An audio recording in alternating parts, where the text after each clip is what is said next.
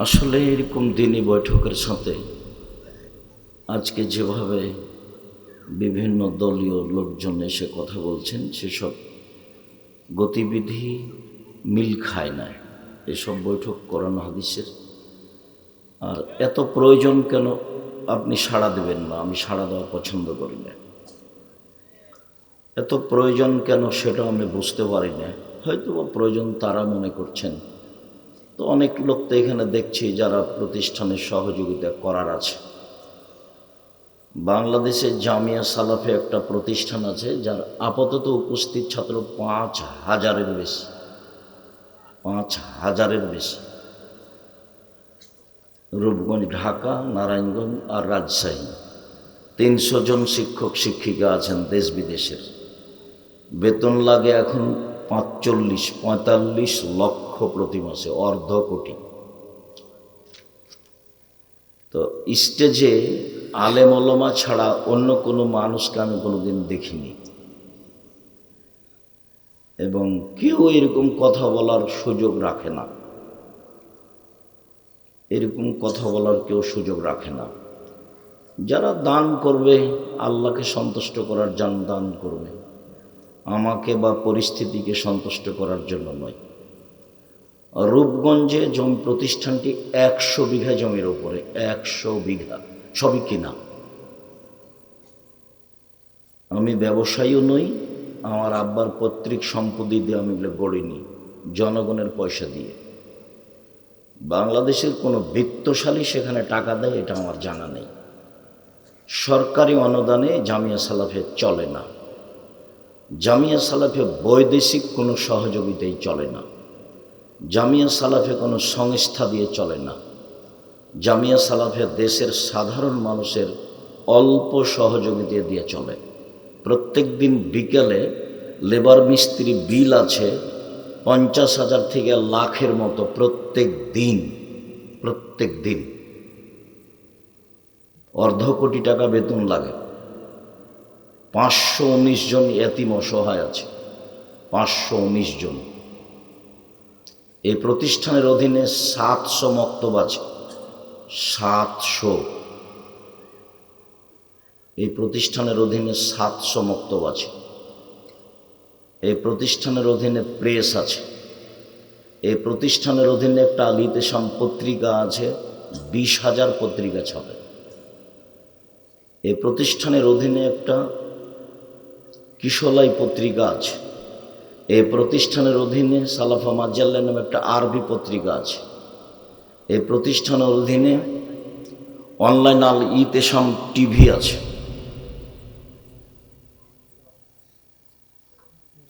এই প্রতিষ্ঠানের অধীনে কর্জে হাসানা ব্যবস্থাপনা আছে। কর্জে হাসানা, আপনি তাদের সাথে সম্পর্ক রেখে কর্জে হাসানা নিতে পারেন, সুদ লাগবে না। দেশের বিশাল সম্পদ জামিয়া সালাফিয়া। রাজশাহীতে আছে ছেলেদের শাখা 50 বিঘা জমির ওপরে, মেয়েদের শাখা প্রায় 70 বিঘা জমির ওপরে, প্রায় সবই কিনা। আমি কোনোদিন এরকম বৈঠক দেখিনি যেখানে বিভিন্ন ধরনের লোকজন এসে কথা বলে। আর এরকম পরিবেশও আমি দেখি না। এলাকার লোক যারা গণ্যমান্য আছেন, ব্যবসা বাণিজ্য করেন, এমনি সময় এসে প্রতিষ্ঠানটাকে ভালো করে গড়ার চেষ্টা করেন। টাকা আছে গড়েন। জামিয়া সালাফে এক একজন শিক্ষকের বেতন আছে প্রায় লক্ষ টাকা, 60,000, 70,000, 80,000, অর্ধ কোটি টাকা খালি বেতন মাসে। কিভাবে চলে সেটা আমি নিজেও জানি না। 2013 সালের 24শে আগস্ট রোজ মঙ্গলবার সকাল 11টার সময় বীর হাঁটাবো রূপগঞ্জ, নারায়ণগঞ্জ, ঢাকা। কাঁঠাল গাছের নিচে আমি বলেছিলাম আমার হাতে টাকা নাই, এ কথাও সত্য। এখানে প্রতিষ্ঠান গড়বে, এ কথা সত্য। ইনশাল্লাহ গড়বে। কিভাবে গড়বে তা আমি জানি না, নিশ্চিত গড়বে, অবধারিত গড়বে ইনশাল্লাহ। সেই প্রতিষ্ঠানটা 100 বিঘা জমির ওপর অবস্থান করে।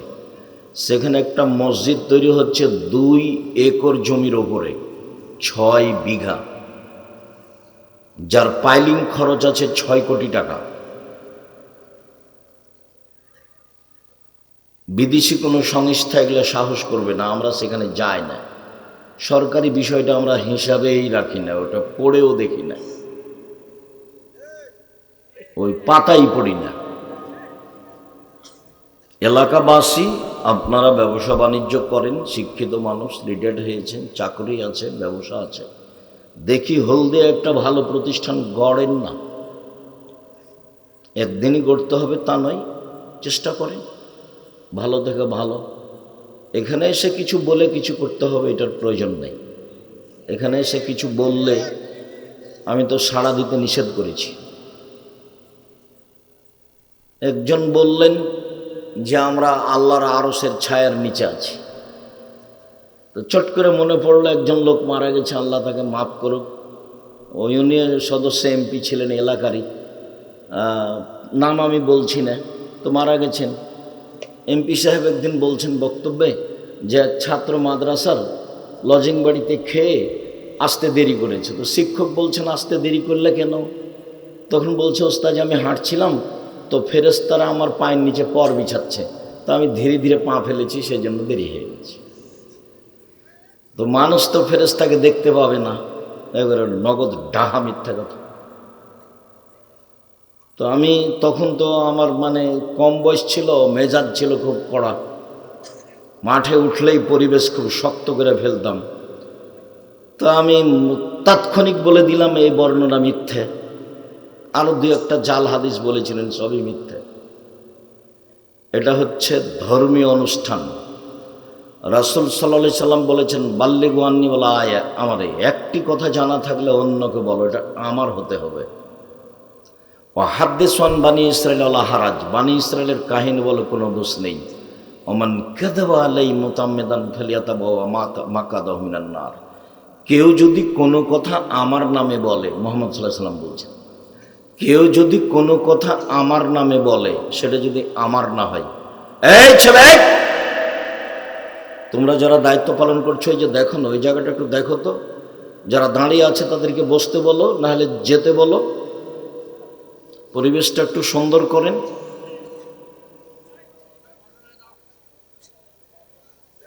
বসেন।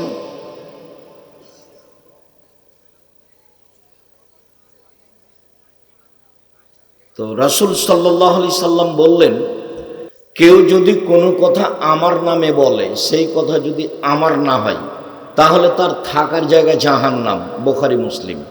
হুজুর যত বড়ই হোক, পাগড়ি যত বড়ই হোক, জুব্বা আলখেল্লা যত বড়ই হোক, তার জাহান্নাম হবেই। তার মুখের কথাটা যদি রাসূলের না হয়। মকসুদুল মুমিনিন বইয়ে লেখা আছে হেডলাইন, অবিবাহিত ছেলে মেয়ের পড়া নিষেধ। তো যে দেখে সেই পড়ে, যে দেখে সেই পড়ে। হেডলাইন হচ্ছে কি, অবিবাহিত ছেলে মেয়ের পড়া নিষেধ। তো এখন যে দেখে হেডলাইন সেই পড়ে, কি আছে এখানে দেখ, হেডলাইনই ভুল। তো এখন লিখছে ভরা পেটে স্ত্রী মিলন হলে ছেলে ভ্যাংচা হয়,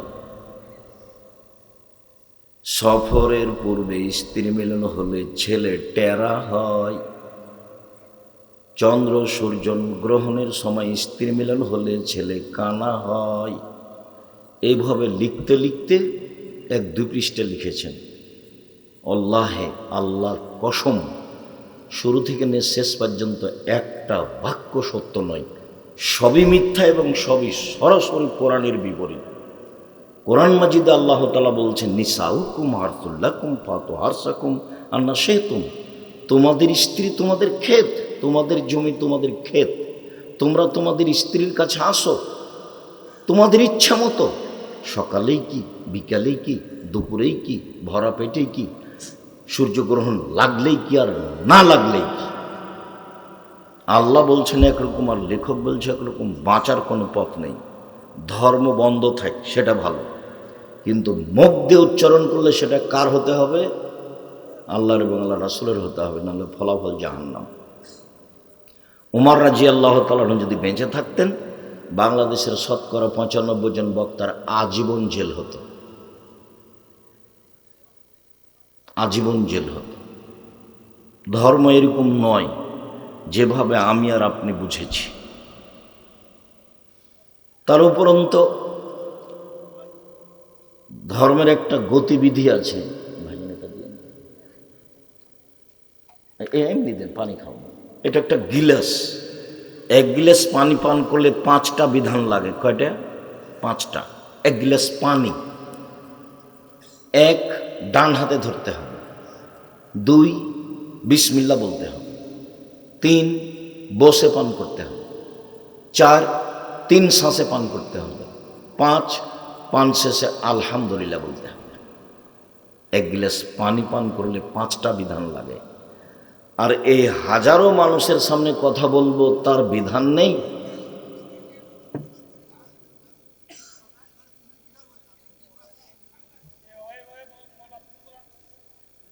এই তোমরা বসে থাকো, নাহলে এখান থেকে চলে যেতে হবে। তোমরা বসো।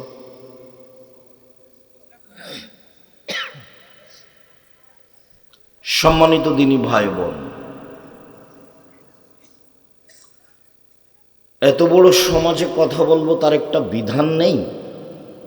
রাসূল সাল্লাল্লাহু আলাইহি সাল্লাম বলছেন, আসসালামু কাবলাল কালামে, কথা বলার পূর্বে সালাম। রাসূল সাল্লাল্লাহু আলাইহি সাল্লাম বলছেন, মান কাল্লামা বিগাইরি সালামিন ফালা তুজিবহু, কেউ যদি সালাম ছাড়া কথা বলে, তার কথার উত্তরই দিও না। নেই।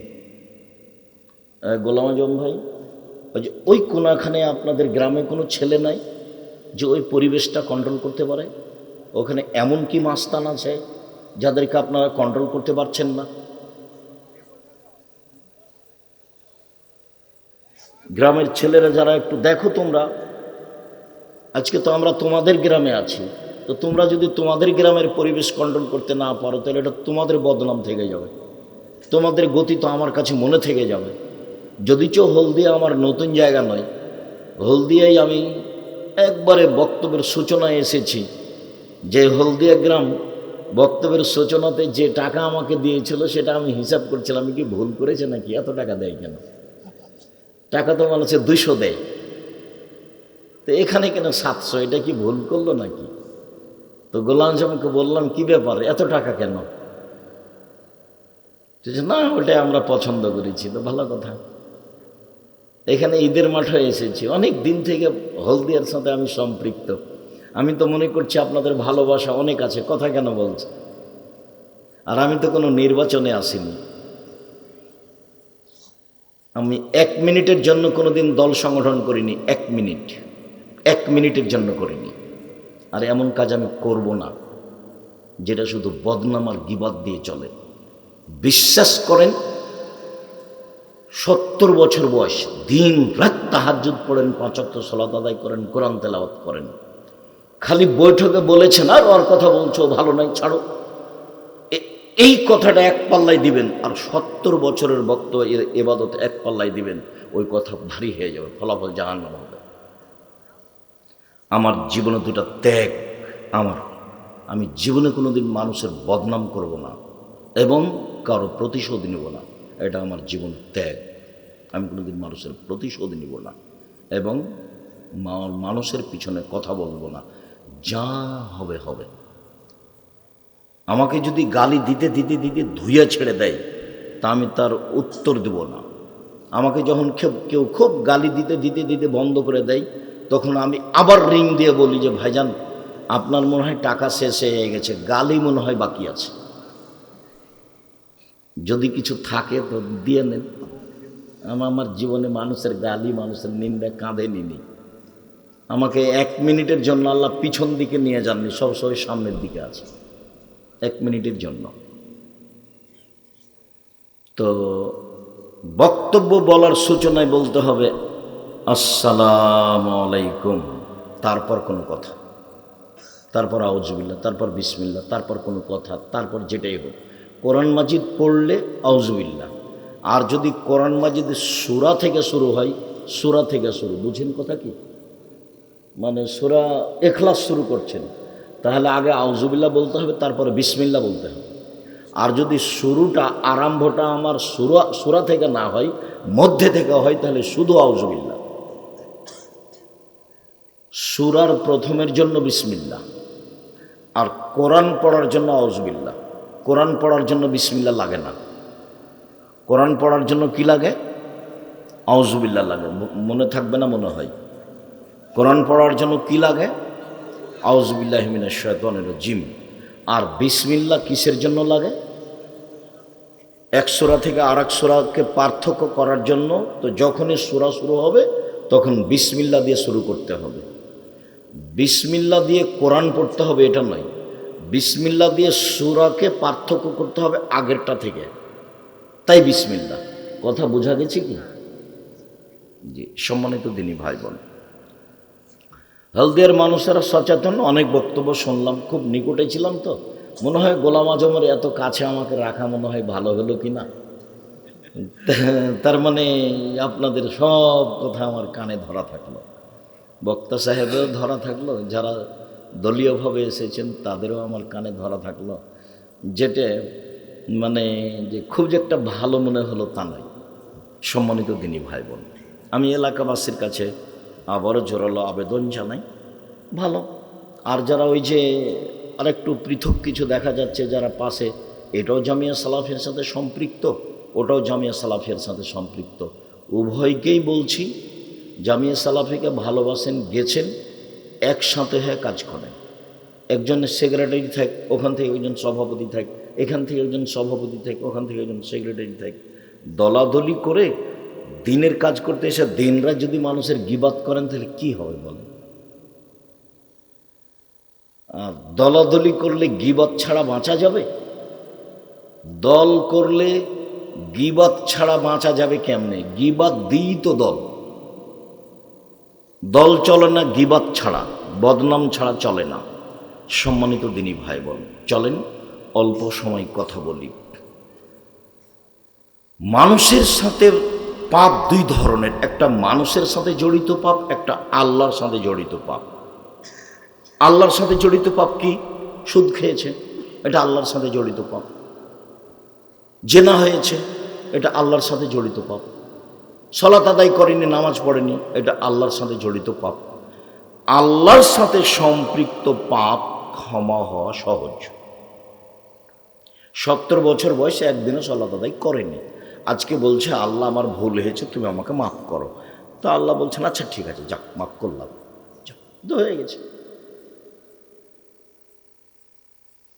সুদ খেতে খেতে খেতে খেতে একবারে কোটি কোটি ঢাকায় কত বাড়ি করেছে। আজকে বলছে রাতে যে আমি তোমাকে এক অদ্বিতীয় লাশারিক বলে বিশ্বাস করে তোমার দরবারে স্বীকৃতি দিচ্ছি যে জিন্দেগিতে আমি আর কোনোদিন সুদ খাবো না, সুদের লেনদেন সব বন্ধ করলাম। কোটি কোটি টাকা যদি সুদ খেয়ে থাকে তো এই কথার পরে আল্লাহ চাইলে বলবেন ঠিক আছে মাফ করলাম, যাও। কেন? এই পাপ কার সাথে জড়িত? আল্লাহর সাথে জড়িত, সহজ।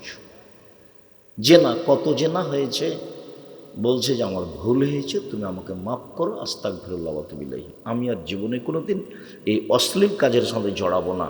এই কথার পরে স্বীকৃতি দিয়েছে বলে সব পাপ ক্ষমা। কেন? এই পাপ কার সাথে জড়িত? আল্লাহর সাথে জড়িত।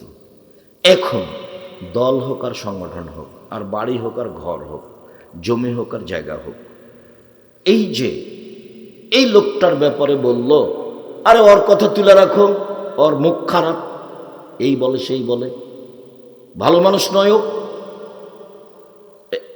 এই যে বলে ফেললো কথাটা বা বলল, ও ভালো নয়, চুপ থাকো। এই যে বলল, এই বাক্যটা এক পাল্লায় দিতে হবে, আর 70 বছরের ইবাদত এক পাল্লায় দিতে হবে। কোনটা ভারী হবে? এটা ভারী হবে। কেন? মানুষের সাথে জড়িত পাপ আল্লাহ ক্ষমা করেন না। আপনি আমার বদনাম করার পরে, গীবত করার পরে, আমার জমি জোর করে দখল করার পরে, আমাকে বাড়ি থেকে তুলে দেওয়ার পরে, কাবা ঘরে গিয়ে বাকি জীবন গিলাপ ধরে যদি কান্নাকাটি করেন, আর আপনার যদি পাপ ক্ষমা হয়ে যায়, তাহলে ইসলাম ধর্ম মিথ্যা, ইসলাম ধর্মই সত্য নয়। আপনার পাপ ক্ষমা হবে না। যার বদনাম করেছেন তার হাত ধরে ক্ষমা চাইতে হবে, ভাইজান আমি বুঝতে পারিনি, আপনার ব্যাপারে কিছু বলে ফেলেছি, আমাকে মাফ করেন। ও যদি মাফ করে দেয় তাহলে ক্ষমা হবে, এটা ক্ষমা হবে না। আপনারা দুই ভাই এক বোন, আপনার বাপ আপনাদের দুই ভাইকে জমি লিখে দিয়ে চলে গেছে। প্রতি বছর উমরা করেছে, হজও কয়েকবার করেছে। আপনার বোনকে জমি দেয়নি। এটা তো আবার গাইবান্ধা। আব্দুল রাজ্জাক সাহেব, গাইবান্ধা মানে চট করে এই কথা বললেন কেন? হ্যাঁ, রংপুর, দিনাজপুর, লালমোহনহাট, নীলফামারী, কুড়িগ্রাম, পঞ্চগড়, ঠাকুরগাঁ, গাইবান্ধা, জয়পুরহাট, বগুড়া, এসব ডিস্ট্রিক্টের বোনেরা ভাইয়ের কাছে জমি চাইলেই খেপে যায়। আপনার বাপ মারা গেছে, তা আপনি জমি ভাগে নেবেন সকালে আর আপনার বোন নিবে বিকালে, এইটুকুর সুযোগ আছে কি?